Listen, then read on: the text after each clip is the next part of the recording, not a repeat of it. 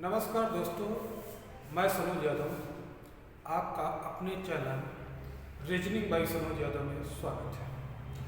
जैसा कि प्रैक्टिस से जुड़े हुए वीडियो हमारे चैनल पे आ रहे हैं, आज उसी कड़ी को आगे जोड़ते हुए कैलेंडर का वीडियो पार्ट 1 बेसिक चर्चा आज के वीडियो में हम लोग करेंगे। लगातार कैलेंडर से जुड़े हुए प्रश्न टाइप बाय टाइप वीडियो में लगातार आपको मिलते रहेंगे हमारे चैनल पे। आज कैलेंडर से संबंधित सिर्फ बेसिक बातों के बारे में हम चर्चा करेंगे। हर टाइप का अलग एक वीडियो आपको मिलेगा और काफ़ी आपकी प्रतियोगी परीक्षाओं के लिए हेल्पफुल होगा। तो इस वीडियो को देखते रहिएगा, लगातार हमारे साथ जुड़े रहिएगा और हमारे वीडियो को अपने मित्रों में शेयर अवश्य करते रहिएगा। आइएगा चलते हैं आज की कड़ी में कैलेंडर के बारे में चर्चा करेंगे।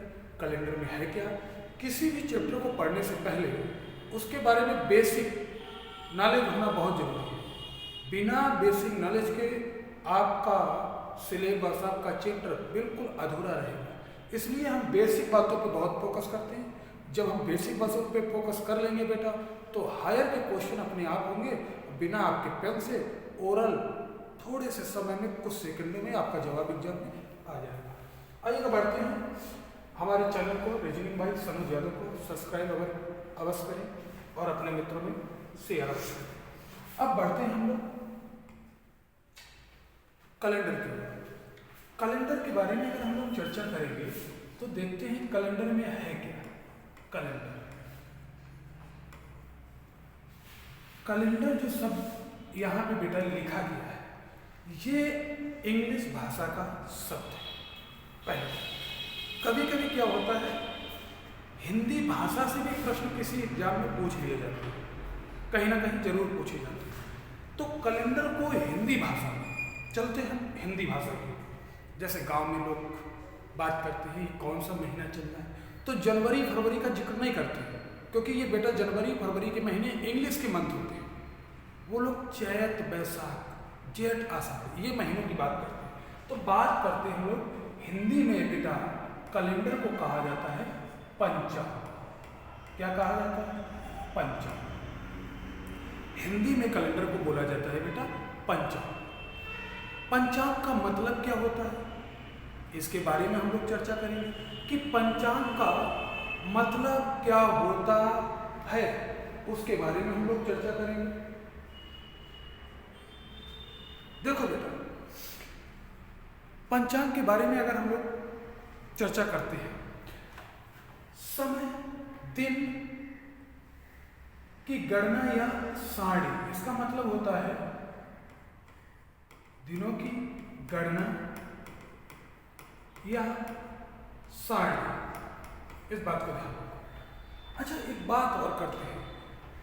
कैलेंडर को हिंदी में बोला जाता है पंचांग, दिनों या गणना या सारणी, इसको बोलते हैं पंचांग। अब इस पंचांग को कितने हिस्सों में विभाजित किया गया है, इस बात को भी ध्यान रखना। पहला विक्रम संवत, नोट भी करते जाना है बेटा, क्योंकि प्रश्न पूछे जाते हैं। दूसरा हिस्सा है शक संवत, शक संवत। दो हिस्सों में विभाजित किया गया है पंचांग, शक संवत और विक्रम संवत। अब अगर यहाँ पे बात करेंगे कि विक्रम संवत जो है ये किसके शासन काल में लागू हुआ या प्रारंभ हुआ, किस राजा के, तो उस बात को ध्यान रखना है कि विक्रम संवत को जो है प्रारंभ किया था ये चंद्रगुप्त द्वितीय ने। किसने प्रारंभ किया बेटा? चंद्रगुप्त द्वितीय। चंद्रगुप्त द्वितीय। चंद्रगुप्त द्वितीय को बेटा विक्रमादित्य भी बोला जाता है। क्या बोला जाता है? विक्रमादित्य। आप आराम से कह सकते हैं कि विक्रम संवत जो है ये किसके शासन में लागू हुआ? चंद्रगुप्त द्वितीय बोल सकते हैं या विक्रमादित्य बोल सकते हैं। आप आसानी से इसको पढ़ते जाइएगा और नोट भी बेटा करते रहना है, क्योंकि बेसिक जानकारी बहुत जरूरी है। अगर बेसिक जानकारी नहीं होगी तो दिक्कत होगी। अच्छा, ईसा की बात की जाए तो 57 ईसा पूर्व मतलब 20। देखिएगा, अभी बेसिक में थोड़ी सी चर्चा हुई। कैलेंडर, हिंदी में कैलेंडर को बोला जाता है बेटा पंचांग। पंचांग भी दो प्रकार के होते हैं। विक्रम संवत को किस शासनकाल में लागू किया? राजा कौन थे? चंद्रगुप्त द्वितीय या विक्रमादित्य। 57 ईसा पूर्व 20। अब बात हम लोग करेंगे शक संवत के बारे में बेटा। शक संवत जो है भारत का राष्ट्रीय पंचांग है। पहली बात क्या बेटा? भारत का राष्ट्रीय पंचांग है। क्या है भारत का राष्ट्रीय पंचांग? इस बात को ध्यान रखना, पूछा भी जाता है। अब अगर हम लोग बात करेंगे कि इसको किसके शासनकाल में लागू किया गया, तो किसके शासनकाल में लागू किया? कौन शासक था? तो बेटा वो है कनिष्क। और ये कनिष्क किस वंश के थे? कुषाण वंश के थे। कुषाण वंश। अब शक संवत को बता दिया गया कि भारत का राष्ट्रीय पंचांग है और ये कनिष्क के शासनकाल में हुआ, कुषाण वंश के थे। जल्दी से बताइएगा कौन सी सती थी, कौन सा सन था ईसा? जल्दी से कमेंट कीजिएगा और बताइएगा। तो देखिएगा बेटा 78 ईसवी पूर्व शक संवत लागू हुआ था। आई होप कि ये बात आपको बिल्कुल समझ में आया होगा कि ये जो दिक्कत थी, ये जो मैंने डिस्कस किया है, ये सिर्फ और सिर्फ डिस्कस किया है हिंदी कैलेंडर के बारे में। हिंदी कैलेंडर, हिंदी में अभी प्रश्न आया था किसी एग्जाम में कि बताइएगा पंचांग का सबसे पहला महीना कौन सा होता? तो बेटा पहला महीना क्या जनवरी होगा? नहीं, पंचांग की अगर बात कर रहा है तो वो चैत होगा, हिंदी का महीना होता। तो आई होप इतनी बातें आपको आराम से समझ में आया होगा। अब बढ़ते हैं आगे, देखते हैं बेटा आगे क्या होता है। अब आइएगा बेटा मेरे साथ जुड़िएगा कैलेंडर में। कैलेंडर, अब ये जो कैलेंडर है बेटा ये इंग्लिश का कैलेंडर है। इसके बारे में हम लोग चर्चा करेंगे, इंग्लिश के कैलेंडर के बारे में चर्चा करेंगे। सबसे पहले बताइएगा कि इस इंग्लिश के कैलेंडर का नाम क्या है जो कैलेंडर हम लोग यूज करते हैं। तो उसके बारे में बात समझिएगा। कैलेंडर का नाम क्या है? Gregorian calendar. Gregorian calendar, Gregorian calendar क्या नाम है बेटा? Gregorian calendar. अथवा बेटा अगर बात की जाए तो एक दूसरा नाम भी इसका है Roman calendar. Roman calendar, Gregorian calendar और रोमन कैलेंडर। ऐसा क्यों हुआ कि इसका नाम ग्रेगोरियन कैलेंडर और रोमन कैलेंडर रखा गया? तो आइएगा उसके लिए बेटा देखिएगा, इनका नाम या कैलेंडर को जिन्होंने बनाया उनका नाम था पॉप ग्रेगरी। ये जो थे ये बेटा रोम में चर्च में पादरी थे। चर्च में क्या थे? पादरी। अब देखिएगा पाप ग्रेगरी जो थे ये रोम की चर्च में क्या थे? पादरी थे। तो इन्होंने जब कैलेंडर को बनाया तो अपने नाम से रखा क्या? ग्रेगरी। अब देखिएगा तो कैलेंडर में ग्रेगोरियन कैलेंडर नाम हो गया। अब ये जो रोमन कैलेंडर पड़ा है ये देश के नाम से पड़ गया रोमन कैलेंडर। तो आपको इस बात को ध्यान में रखना है, अगर आपसे कोई पूछता है जिस कैलेंडर का हम लोग यूज करते हैं इंग्लिश में उस कैलेंडर का नाम क्या है? तो ग्रेगोरियन है। ग्रेगोरियन अगर ऑप्शन में नहीं है तो दूसरा हो जाएगा रोमन कैलेंडर। आई होप कि इतनी बात आपको समझ में आया होगा। और इसके जनक कह सकते हैं जिन्होंने बनाया है पाप ग्रेगरी हैं। ये रोम में क्या थे? चर्च के पादरी थे। पादरी चर्च के हेड होते हैं। अब आगे की अगर हम लोग बात करें कि इस पे, अब देखिएगा बेटा, जब इतना आपको तैयार हो गया, अब आपसे बात करते हैं जब कैलेंडर की शुरुआत हुई है बेटा, तो वो तारीख और महीना सन कौन सा था? तारीख और महीना सन कौन सा था? तो 1 तारीख थी बेटा, और जनवरी का महीना था बेटा, और सन कौन सा था? सन 1 था।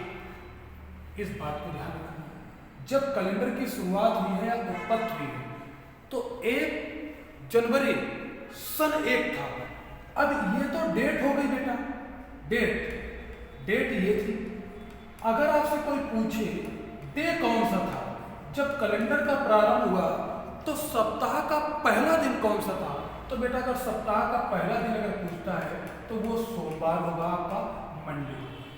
आई होप कि इतनी बात आपको पुनः हमारी समझ में आई। ये कैलेंडर की जो मैंने चर्चा की है ये अंग्रेजी में है, और इससे पहले जो मैंने चर्चा की थी वो हिंदी में था, पंचांग, विक्रम संवत, शक संवत। तो आइएगा जोड़ते हैं इसके बारे में। कैलेंडर का नाम क्या है? ग्रेगोरियन कैलेंडर या रोमन कैलेंडर। पाप ग्रेगरी ने कैलेंडर को बनाया है। ये रोम में के चर्च में पादरी थे। डेट कौन सी थी जब कैलेंडर की उत्पत्ति हुई है? तो 1 तारीख थी, जनवरी का महीना था, सन 1 था, और पहला दिन कौन सा लिया गया था सप्ताह का? वो सोमवार था। इतनी बात को आप ध्यान रखना है, जल्दी से नोट कर लीजिएगा इस बात को, और बेसिक कैलेंडर के बारे में बहुत जरूरी है। आई होप कि इतनी बात आपको समझ में आया है। अब बढ़ते हैं बेटा थोड़ा सा बेसिक में और, देखिएगा थोड़ा सा बेसिक में और बढ़ेंगे, उसके बारे में हम लोग चर्चा करेंगे। वो बेसिक में क्या बढ़ेंगे हम लोग, उसके बारे में हम चर्चा करेंगे बेटा। देखिएगा इतना समझने के बाद थोड़ा सा इकाइयों के बारे में जानकारी होना चाहिए। इकाई कि एक कैलेंडर में कौन कौन सी इकाइयाँ होती हैं, यूनिट डिजिट जैसे हम लोग मैथ में पढ़ते हैं, इसके बारे में बहुत जानकारी होना चाहिए। जैसे मान लीजिएगा आज कोई भी तारीख है, मान लीजिएगा आज की बात 29 जनवरी 2000 क्या है बेटा 22।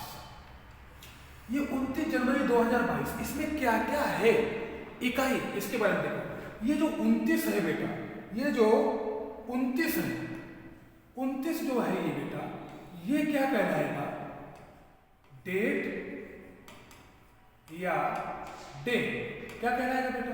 डेट या डे। और ये क्या कहलाएगा बेटा? मंथ। अब बेटा देखिएगा एक बात और ध्यान, मंथ 2 प्रकार से डिनोट कर सकते हैं, मंथ को 2 प्रकार से डिनोट कर सकते हैं, ठीक है। एक तो इस प्रकार से जनवरी से लेकर के दिसंबर तक इस प्रकार से डिनोट कर सकते हैं। दूसरा न्यूमेरिक वैल्यू पर, न्यूमेरिक वैल्यू पर, जैसे 1 से लेकर के 12 तक। ये जनवरी है तो इसको 1 लिख सकते हैं। मंथ को 2 प्रकार से डिनोट कर सकते हैं। बेसिक जानकारी बहुत जरूरी है बेटा आपके लिए। अब यहाँ पे बात करेंगे, इसके बारे में बात करेंगे। तो इसमें बेटा 3 चीजें छिपी होती है। 3 चीजें कौन कौन सी चीजें छिपी होती हैं, उनके बारे में हम लोग चर्चा करेंगे। देख लीजिएगा बेटा, ईयर होता है, और क्या होता है? लीप ईयर होता है, और बेटा होता है सेंचुरी ईयर।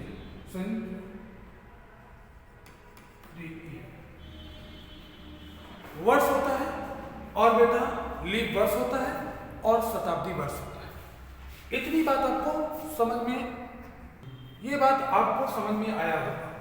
ये जो बेटा पीछे के 2 नंबर होते हैं, ये पीछे के 2 नंबर किसी भी सन में, तो यही क्या कहलाती है? वर्ष। क्या है? वर्ष। वर्ष कितने हैं बेटा? 22। कितने हो गए? 22। लीप वर्ष क्या होता है बेटा? लीप वर्ष जो होता है, वर्ष ईयर बटे क्या होता है 4, और जो भाग फैलाता है वही आपका लीप वर्ष कहलाता है। क्या कहलाता है? तो 22 में अगर बेटा हम 22 में अगर बेटा हम 4 का भाग देंगे तो कितना आएगा? 5। शेष वर्ष से कुछ नहीं लेना देना होता। तो क्या हो गया बेटा आपका लीप वर्ष? 5। 4 का भाग क्यों देते हैं? क्योंकि लीप वर्ष 4 वर्षों में आते हैं। बाकी इसकी अगले वीडियो में हम चर्चा करेंगे लीप वर्ष के बारे में। सेंचुरी, सेंचुरी क्या होता है? शताब्दी। शताब्दी का मतलब ही होता है बेटा क्या? 100 पर आना, शत धनाब्दी। तो शताब्दी आगे वाले नंबर डिनोट करते हैं। ये कितने? 20। तो आप कह सकते हैं 20वीं या 2000, क्योंकि 100 ही छिपा होता है। तो ये शताब्दी आपकी होगी। तो यहाँ समझाने का हमारा ये मीन्स था कि 29 जनवरी 2022 में इकाई क्या क्या है। पहला तो डेट या डे है, फिर मंथ है, फिर ईयर है, फिर लीप ईयर है, फिर सेंचुरी है। मान लीजिएगा आपसे पूछा कि कैलेंडर की सबसे छोटी इकाई बताइएगा, तो कौन सी होती है बेटा? डे या डेट।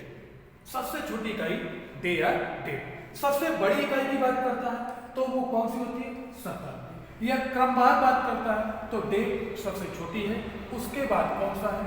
मंथ है, तीसरे नंबर पर बेटा आपका क्या है? ईयर है, और चौथे नंबर पे क्या है? आपका लीप ईयर है, और पांचवें नंबर पे आपका क्या है? शताब्दी। आई होप कि ये बात आपको समझ में आया।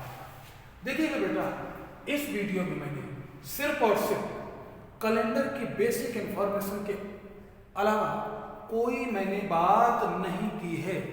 अगला वीडियो जो हमारा होगा वो जुड़ा होगा ऑड डे से, ऑड डे से